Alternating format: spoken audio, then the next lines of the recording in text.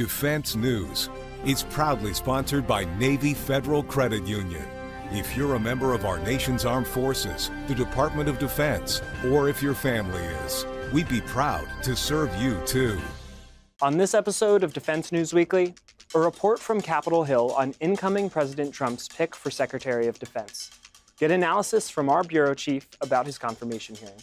Plus, we head to the Surface Navy Association's annual gathering in Washington, D.C. Get a look at what was on display at this year's event, including an emerging vessel called the Ghost. Also, more from a series on how Marines become drill instructors. Go behind the scenes at the school where troops learn to become the intimidating leaders that epitomize the Corps. We've got those stories and more on tap this week, in the latest in news and analysis, from the Pentagon to the platoon, here on Defense News Weekly.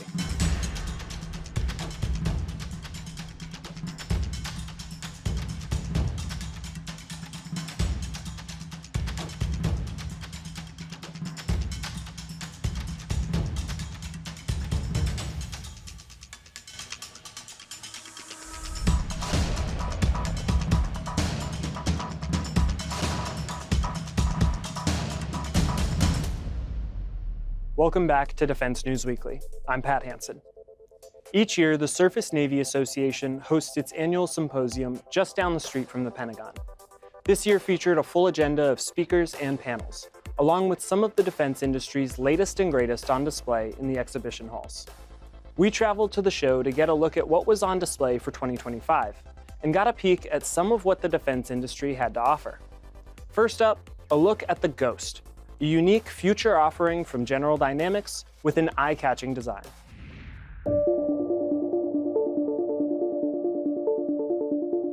So my name is Matt McGonigal. I am a retired U.S. Navy captain. Prior, I commanded DDGs as well as I was a Commodore for the Littoral Combat Ship Squadron 1 out of San Diego.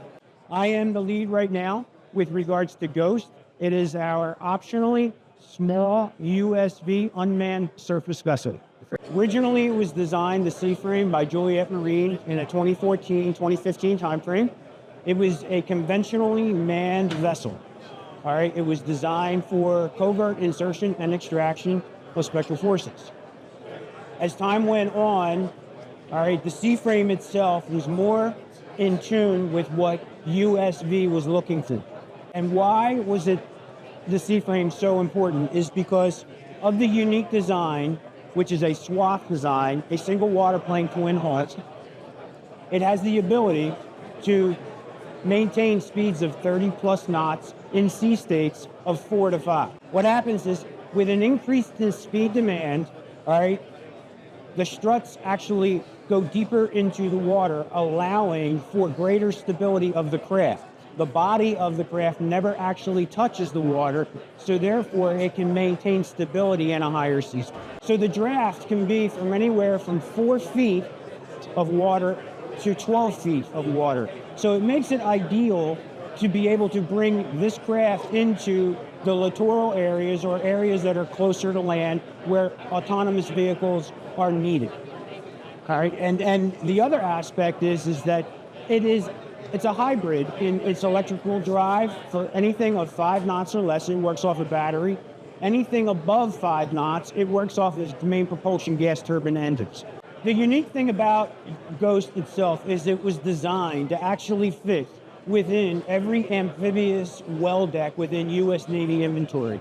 So in actuality, in the production model, these would be able to flip up and be removed, all right, to travel either in a C-130 into theater, or you could actually deploy them in the well deck of any amphib coming out of CONUS.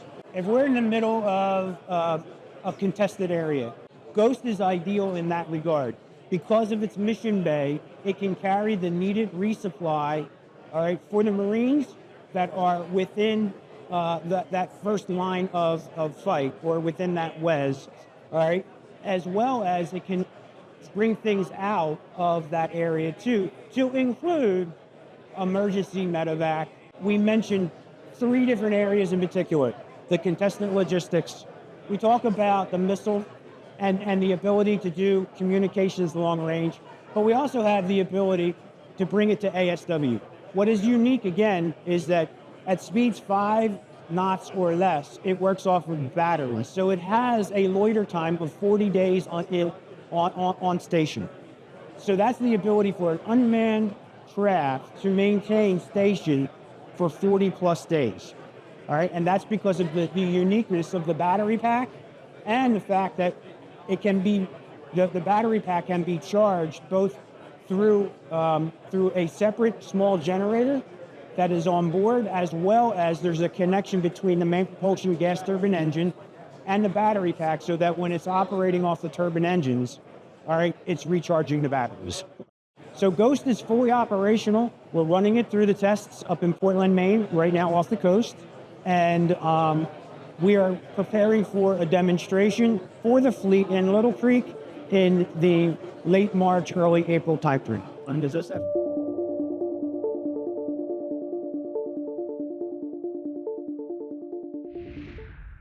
Next up at Surface Navy. During day one of the event, Navy leaders took the time to look forward at what's coming up for the force. Speakers included the Navy's Director of Surface Warfare, Rear Admiral William Daly, who talked about the hybrid nature of the future Navy and the need for smaller, lighter, unmanned vessels over large, exquisite systems. The optionally crewed future needs to arrive sooner. This future is baked into distributed maritime operations and has been noted in detail on this stage before. N96's focus now is to move faster and to streamline the family of uncrewed surface craft. The change from what you've heard previously is that we are not pursuing large, medium, and small mix. More directly, the hybrid fleet need not include large and/or exquisite uncrewed platforms. We have got to get real here. Instead of different large and medium designs, we need one craft that is affordable, non-exquisite, and can come off multiple production lines in an identical manner and go towards one of two payloads, either the Envision magazine payload of the large USV or the ISR-related payload of the medium USV. Commonality, configuration control, and good enough for the mission. We can build this craft in numbers at many shipyards. The designs already exist, and we must not over-spec this. We've also had sufficient funding and experimentation to date to know what we need. We are able to responsibly take that investment provided us by the Congress and the learning, which covered both the large and medium USVs, and merge it into the correct USV today. Size-wise, these are at the former higher end range of medium USV, and they should hold up to 4 of the larger 40-foot payload containers. Many of the payloads are ready and tested. CONOPS are coalescing. Let's move faster. This is efficient, this is effective, this is scalable, this is operating differently, and above all, this is lethal. On the low end of USV, the small USV is moving out. The existing vision still holds. We're buying and testing single, specific mission package small USVs, and we will keep doing that. Production at scale and simple payload flexibility for the fleet commanders are at the root of the small USV. The fourth priority is really part of improving the force, but I pull it out because in our current state, it needs attention. Decision and management advantage is all about organizing, thinking, operating, and deciding in a manner that benefits from digital technologies that either exist today or are at the edge. Our ability to machine learn in peacetime will find the margin of victory in wartime. N96 has traditionally not been organized to think like this. We now have a digital thinking and integration cell, and they're advising me on what use cases N96 should pursue rapidly. They range from administrative improvements to VHF translators to what I care about most, which is enhancing our kill chain, enhancing or accelerating the kill chain. Many of you are thinking or working this, and we're particularly interested in your kill chain improvements. When we come back, highlights and analysis from the confirmation hearing for President-elect Donald Trump's nominee for Secretary of Defense, Pete Hegseth. Stay tuned.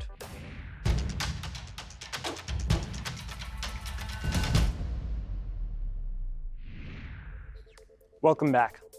When President-elect Donald Trump chose Pete Hegseth as his nominee to be the next Secretary of Defense, reactions were mixed across the military and political worlds.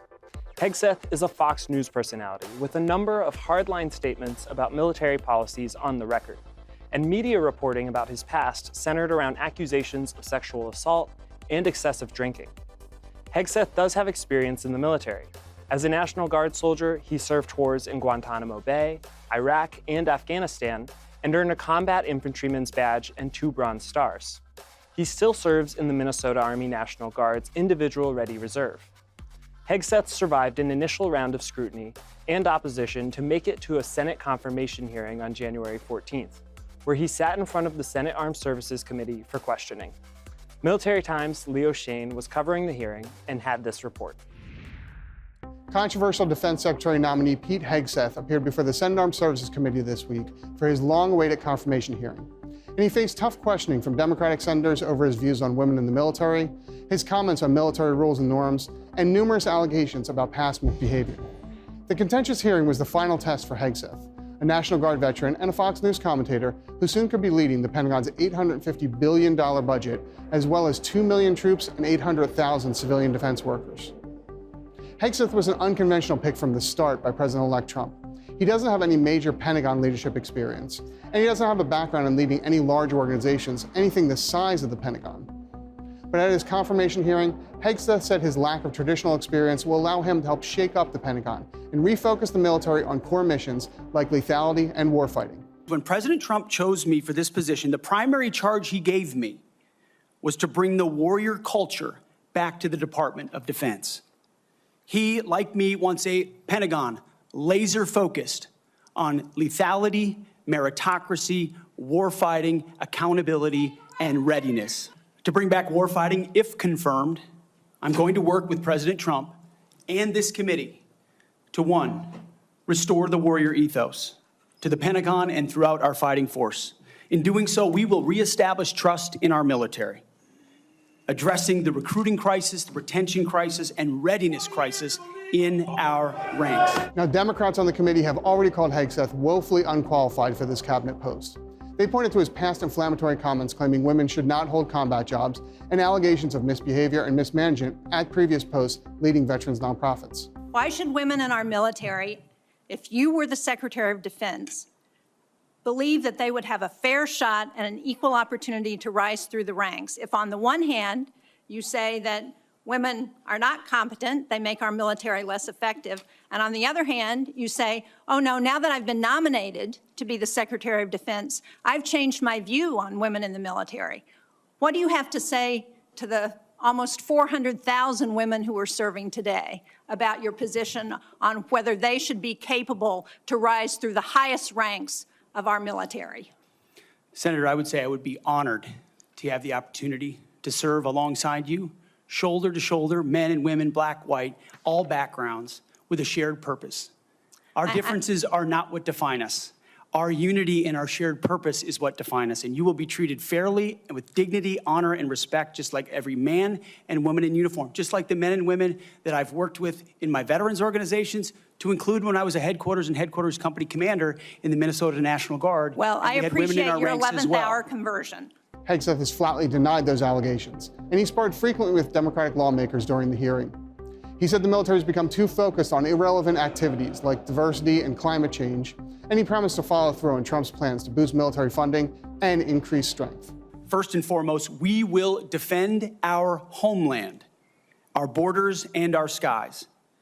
Second, we will work with our partners and allies to deter aggression in the Indo-Pacific from the Communist Chinese. And finally, we will responsibly end wars to ensure that we prioritize our resources to reorient to larger threats. We can no longer count on reputational deterrence. We need real deterrence. The Department of Defense under Donald Trump will achieve peace through strength. And in pursuing these America First national security goals, will remain patriotically apolitical and stridently constitutional. Unlike the current administration, politics should play no part in military matters. We are not Republicans. We are not Democrats. We are American warriors. Our standards will be high, and they will be equal, not equitable. That's a very different word. I've led troops in combat. I've been on patrol for days.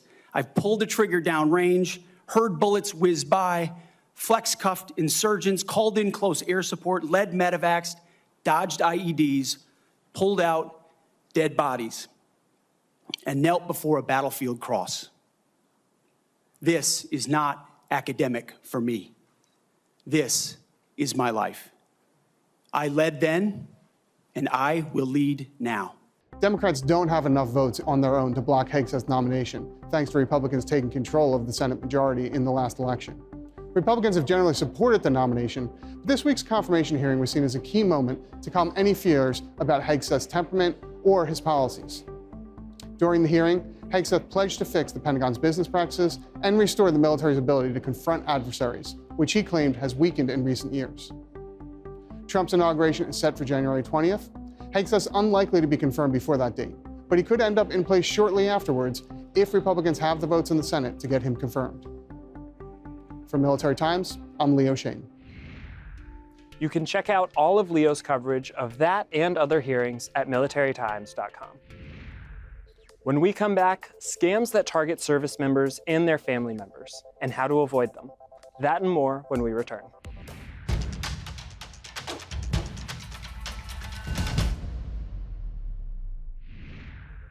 Welcome back to Defense News Weekly. It should be no shock that members of the military are targets, but not always just by enemy weapons. Scammers are out there too.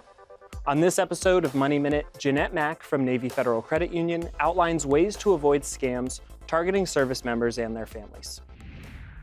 Every day, active duty service members, veterans, and their families dedicate their lives to protect our freedom. It's unfortunate that service members are also the most targeted for financial scams. The frequent moves, excessive traveling, and time away from home attracts fraudsters. So much so that in recent years, military families have reported losing millions to fraud. The best protection is knowing what to look for, like impersonation scams. Scammers posing as military officials or government reps claiming you owe money or they need to verify personal info. Never share sensitive information over the phone unless you made the call to your bank or credit union, and never click links in unsolicited texts and emails. Investment scams are high on the list as well. You just have to verify who and what you're getting yourself into. Any deal or stock that seems too good to be true probably is. Overall, the best defense is a good offense. Keep up with the latest scams, report suspicious activity to the FTC or military resources, and protect yourself and your family. Together, you can stand strong against scammers. Thanks, Jeanette. We'll see you next week. To get more coverage of military and defense topics, surf on the back of your robotic pack mule and head towards militarytimes.com and defensenews.com for more headlines. And to be the smartest non-com in the brigade, sign up for our early bird brief, compiled each morning to bring you the most recent headlines. Lastly, if social media is where you collect open source intelligence, follow us on YouTube, Facebook, Instagram, and X, formerly known as Twitter. And just like most junior troops, we're on TikTok, so go find us there as well. When we return, a look inside the school where Marines who once got screamed at by drill instructors learn to do the screaming themselves. Stay tuned.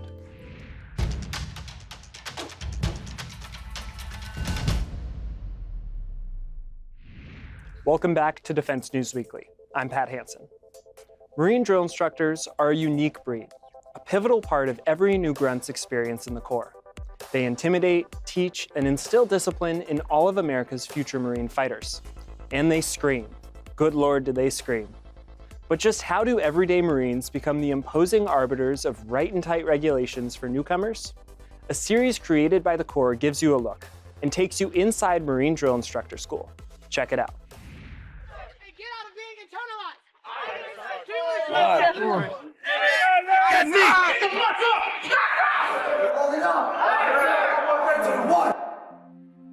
Sergeant Thompson, hold on, it's been a while. Hold on.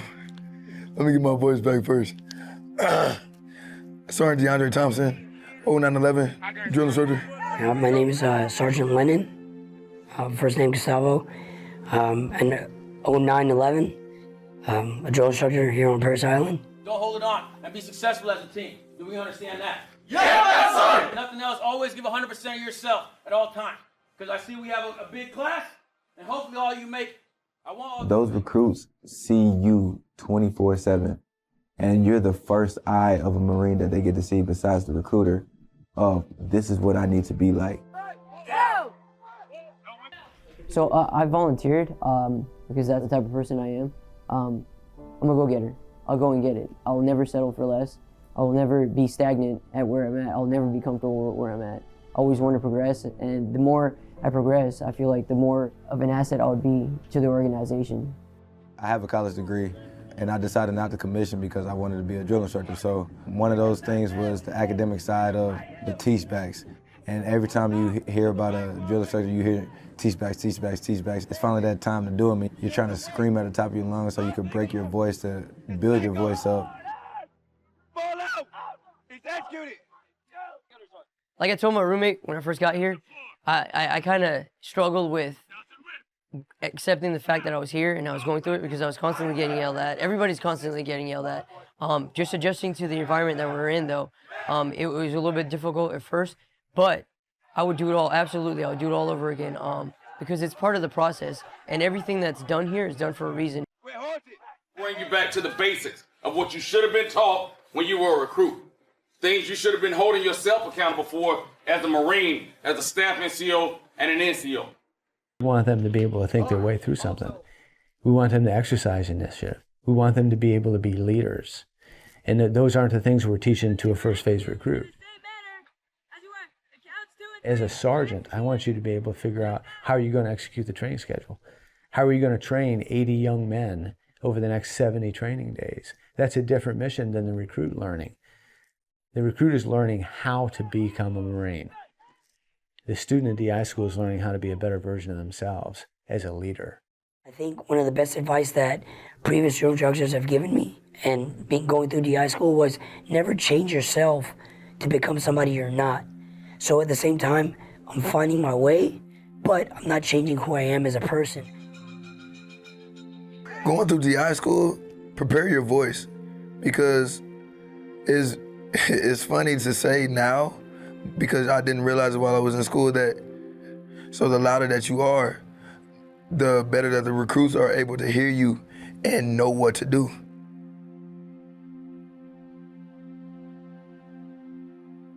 Drill Instructor Sergeant Thompson was one of the people that I looked up to, and they remember me. So when I'm gone from this earth, that my legacy is still able to live on, but also the Marine Corps legacy as well.